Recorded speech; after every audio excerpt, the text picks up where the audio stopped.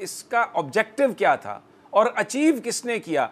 और फिर मैं आपसे ये बात भी ज़रूर आपसे चाहूँगा कि आप सवाल करें कि Bilawal Bhutto main stream political leader हैं पाकिस्तान के। उन्होंने ये कह दिया कि मोहसिन दावड़ और अली वज़ीर कैसे हमला कर सकते हैं, यानी उन्होंने अभी फैक्ट्स नहीं आए, एक ISPR की तरफ से एक प्रेस रिलीज आया है और फ़ौरन ही उसका रिस्पांस ये कर दिया कि जनाब ये कैसे हो सकता है। तो ऐसा लग रहा है कि जैसे आउटराइटली उन्होंने रिजेक्ट कर दिया है, कोई फैक्ट्स कहीं से असर्टेन किए बगैर।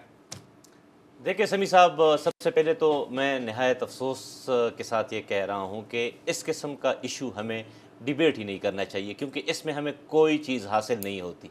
हम देख रहे हैं कि फाटा जो कि बड़ा वोलेटाइल एरिया था, हमने देखा कि वहाँ पर कौन कौन सी मुसल्ला दहशतगर्द तंजीम नहीं थी। हमने देखा कि वहाँ पर उनके अपने इलाके के लोग नकलो हरकत नहीं कर सकते थे। हम और आप जैसा बंदा अगर इस्लामाबाद से जाना चाहे, वो तो सोच भी नहीं सकता था कि फाटा में भी हम जैसे लोग जा सकते हैं। लेकिन अब सिचुएशन टोटल डिफरेंट है। कोई मुसल्ला तंजीम वजूद नहीं रखती पूरे फाटा में, तो क्या पूरे पाकिस्तान में। ये ऑन द रिकॉर्ड है और ये सबको पता है, पूरी दुनिया को पता है। फिर हमने देखा कि वो जो खुदकश जैकेट की मशीनरी होती थी वो भी नहीं है।